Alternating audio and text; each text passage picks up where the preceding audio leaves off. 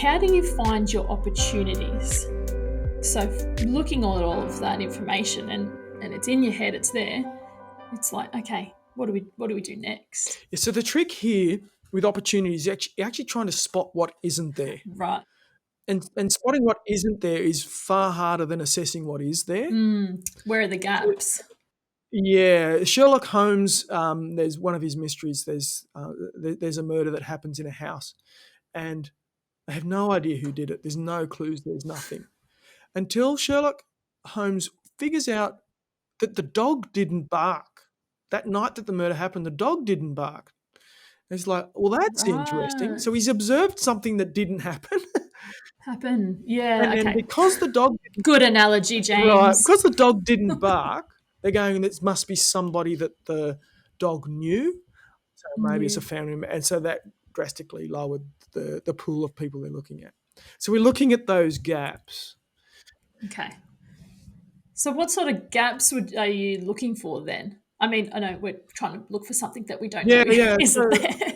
So this will require some thought, hence the walk around the block, right? Or maybe let it sort of percolate Yeah. for a few days. Just give it some. Honestly, your brain, your subconscious sorts these things out for you.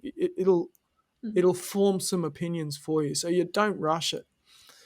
I would ask some messaging gaps. So you've looked at the think, feel, do, their clarity statements, their hero images, and their calls to action.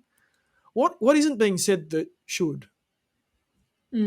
They might be pushing something. They might be pushing outcome or price, and what is it that you're promoting yourself on that's different? Something that's different. Yeah. Yeah, or is something missing there?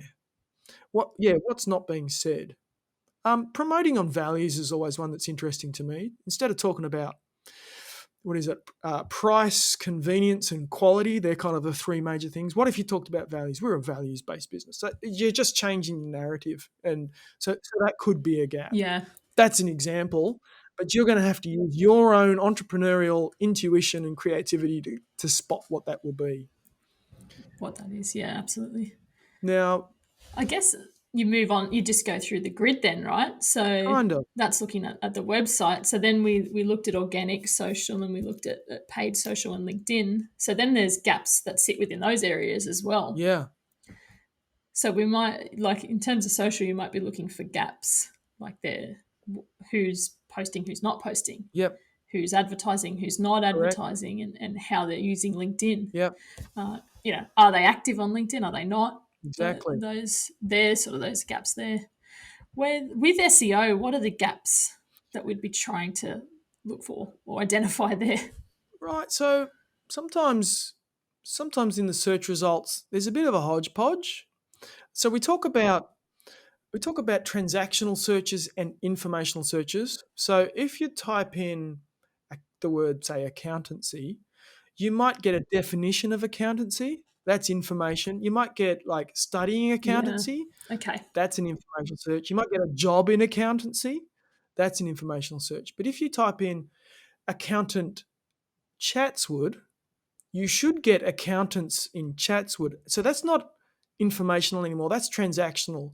I'm now looking for someone to do business with. Yes. Now, if you type that in and you go in there and there's Seek advertising jobs and Macquarie Uni advertising a university degree, you're going, there's potentially an opportunity for us to get into that front page and knock those informational searches out, because I don't think that's really what the intent of people is. What people are searching for, Yeah, or what they want when they're searching those words. Okay, maybe the competitors that are ranking top are a bit weak. Then maybe there's an opportunity just to dominate. Maybe they're not writing sort of helpful content or recording video. That there might be gaps in their content strategy. Their backlink profile, I'm getting technical now, but their backlink profile might be weak. So there's a whole stack of SEO gaps, and I'm just sort of starting at the surface and then going deeper. You can do crawls of people's website and see just the massive mess that it's in. So Google's looking at it, seeing it an absolute nightmare.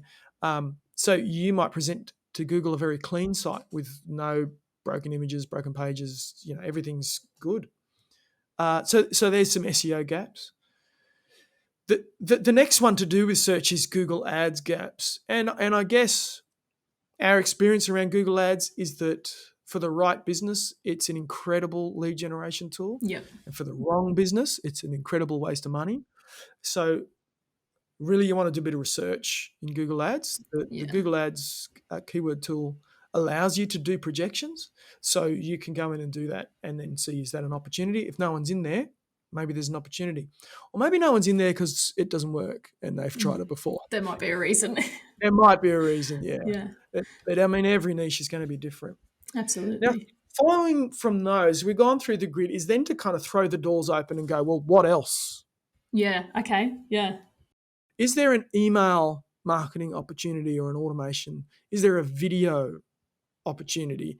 And video can encompass YouTube, but obviously video on the website. But then there's TikTok. There's a number of ways video can be used. What about lead magnets? What about chatbots? Yeah. Should we be on Snapchat? And then on and on and on it goes. There's all sorts of weird and wonderful things you can do that, and often lots of them are nonsense. Yeah. But there might be that one piece of gold that's worth doing for you. And again, that'll be unique to your business. Absolutely. Yeah. When you might see like your competitors, perhaps they are doing some video, Right. As an example, or perhaps they have a pop-up on their website to sign up to join their email database. And that might be one of those things that sort of sparks some thought, or just something you note down that you go, oh, okay, that's just something different that competitor's doing. Yeah. And you just note it down, and then you look at, okay, how are they using that, and what opportunity does that present for you? Yeah. I think we've seen that with lots of clients.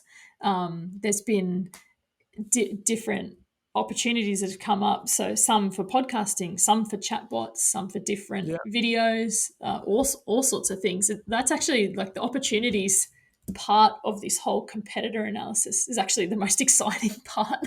Yes. Once you've got all this information. What's the future look like? Where should I be investing my time and my money in future? Yeah. Absolutely. You've got all this information looking at what you're doing and what your competitors are doing, and then you're like, oh, what can we do next?